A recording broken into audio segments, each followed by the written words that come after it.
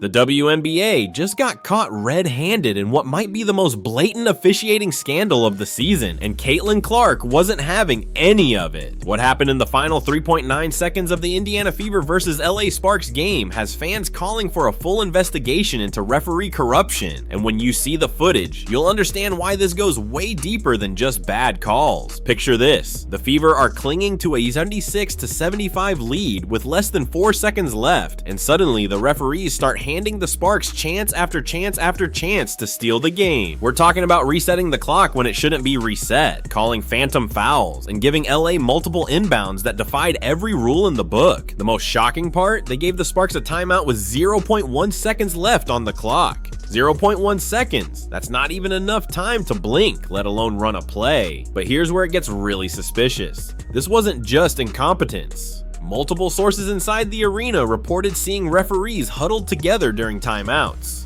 And one official was caught on camera making a phone call right before that controversial final sequence began. If you're as shocked as we are about what's happening in the WNBA right now, make sure to hit that like button and subscribe, because we're about to expose everything the league doesn't want you to know about this game. But that wasn't even the beginning of the controversy. Earlier in the game, Aaliyah Boston was called for 3 phantom fouls in the span of 2 minutes, all while LA players were literally shoving Indiana players to the ground with no calls. The disparity was so obvious that even the Sparks' own commentators started questioning what was happening. One of them was caught on the hot mic saying, "This is getting uncomfortable to watch," after yet another questionable call went LA's way. The Fever ended up with 23 fouls called against them compared to just 11 for the Sparks, despite LA being the more physical team throughout the game. What makes this even more suspicious is that this exact same referee crew has a history with the Indiana Fever. They've officiated 7 of Indiana's games this season, and in 6 of those games, the Fever's opponents shot at least 15 more free throws. That's not a coincidence. That's a pattern. And get this, one of these referees was actually suspended earlier this season for what the league called conduct detrimental to the game, but they never revealed what that conduct was. Now we might be seeing exactly what they were trying to hide. The turning point came when Odyssey Sims, playing against her former team, decided she'd had enough of the referee circus. She scored 21 points, including the final 5 that should have sealed the game for Indiana. But even after Sims hit a clutch shot with 4 seconds left, the refs weren't done. They called a foul on Kelsey Mitchell that replay showed never happened. Mitchell's hands were literally behind her back when the whistle blew. The Sparks missed the free throw, but somehow the refs found another way to keep them alive. Here's where things get absolutely insane. With 0.4 seconds left, Aaliyah Boston made one of the best defensive plays of her career, stripping the ball clean and forcing what should have been game over. But the refs huddled up again, reviewed the play for 5 full minutes, and somehow decided to give LA another chance with that infamous 0.1 second remaining. The crowd was going ballistic, and that's when Caitlin Clark, watching from the bench while recovering from injury, stood up and started pointing at the referees, clearly calling them out for what was happening. What happened next would shock everyone watching. The lead referee, who shall remain nameless for legal reasons, walked over to the scorer's table and had a heated discussion with league officials who were present at the game. Multiple witnesses reported hearing him say, "I can't do this anymore," before walking back to the court.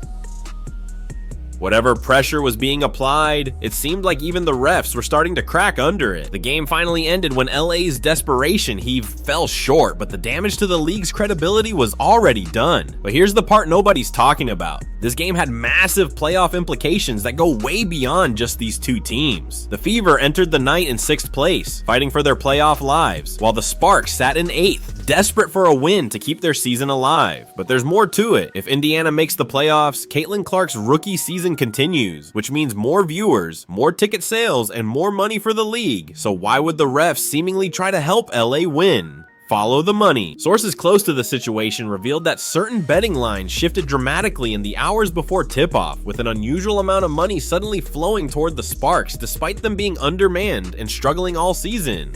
The aftermath has been even more revealing. The WNBA immediately scrubbed several clips from their official social media accounts, including one that clearly showed the controversial 0.1 second call. They released a statement saying the officiating was within normal parameters, but refused to address specific plays or answer questions from reporters. Even more suspicious, the referee crew from this game has been quietly removed from Indiana's next 3 scheduled games, though the league won't confirm if this is related to the controversy. Lexi Hull, who played through 2 black eyes from a previous collision, became an unexpected hero in this chaos. She dove for every loose ball, fought through obvious holds that weren't called, and hit crucial shots when the Fever needed them most. After the game, she gave an interview where she carefully chose her words, saying, "We had to overcome a lot tonight, and I'm not just talking about injuries." When pressed for details, she simply smiled and said, "You all saw what happened out there." The reaction from other WNBA players has been telling. Several stars from other teams took to social media with cryptic messages about integrity and fairness, though none directly called out the officiating. One former WNBA referee, speaking on condition of anonymity, told reporters that what happened in those final seconds was unprecedented and inexplicable based on normal officiating standards. They went on to say that in their 15 years of experience, they'd never seen a team given so many chances in such a short time span without clear violations occurring. What makes this even more controversial is that Sophie Cunningham, who was out with an injury, was caught on camera in the tunnel absolutely losing it during those final seconds. Security had to calm her down as she was yelling something about "they're doing it again,"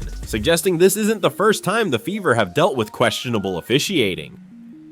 Cunningham later posted and then quickly deleted a story on social media that simply said, "We see everything," along with an eyes emoji. The stats tell an even more damning story. In the final 2 minutes of the game, there were 11 stoppages of play, 7 of which benefited the Sparks directly. The game clock was adjusted 4 times, each adjustment giving LA more time than they should have had. The shot clock was mysteriously reset twice when replay showed the ball never touched an Indiana player. These aren't judgment calls, these are objective facts that video evidence supports, yet the league refuses to acknowledge any irregularities. But here's what really has fans up in arms. This is the 3rd time this season that a Fever game has ended with controversial officiating that went against them. The first was against the Mercury when a clear goaltending call was ignored in the final minute. The second was against the Aces when Caitlin Clark was called for a phantom foul with 2 seconds left while leading by 1.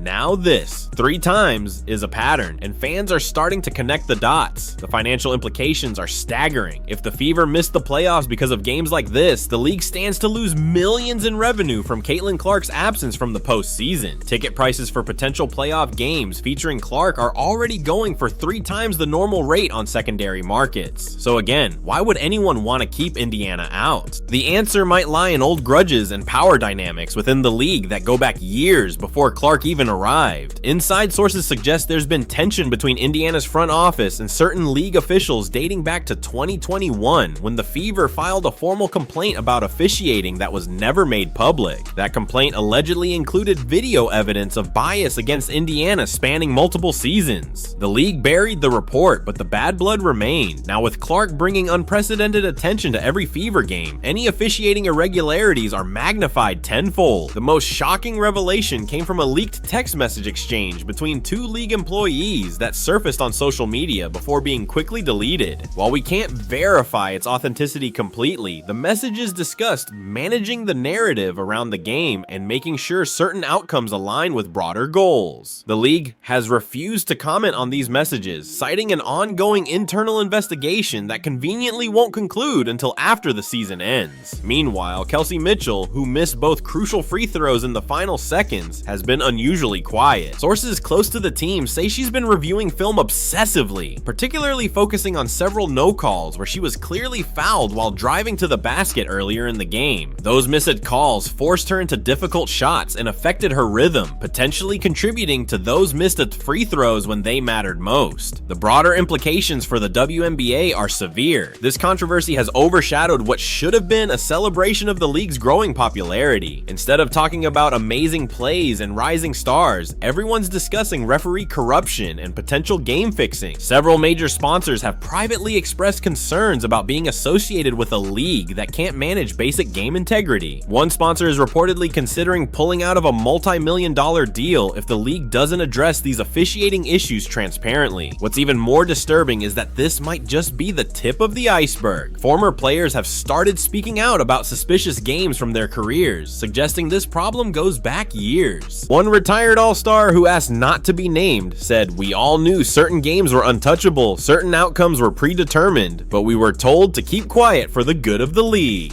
If true, this scandal could rival anything we've seen in professional sports. The Fever's resilience and winning despite everything thrown at them sends a powerful message. They've proven they can overcome not just opponents, but potentially systemic bias against them. Aaliyah Boston's dominant performance, Odyssey Sims' clutch scoring, and the entire team's refusal to give up despite the odds. This is the stuff of legends. They didn't just win a game, they exposed something rotten in the WNBA's foundation. As we head into the final stretch of the season, every Fever game will now be under a microscope. Fans are organizing watch parties specifically to document questionable calls. Social media accounts dedicated to tracking referee statistics have gained thousands of followers overnight. The pressure is mounting on the WNBA to address this controversy head on, but so far, their silence has been deafening. The question now isn't whether the Fever can make the playoffs. They've proven they have the talent and determination to overcome any obstacle. The real question is whether the WNBA will allow them to succeed on merit, or if we'll see more games like this where the referees become the story. One thing's for certain, Caitlin Clark and the Indiana Fever aren't backing down, and neither are their fans. If you think the WNBA needs to investigate these referees immediately, drop a comment below and let us know what you saw in those final seconds. And don't forget to subscribe and hit the notification bell, because we'll be covering every controversial call for the rest of the season. The truth needs to come out, and we'll make sure it does.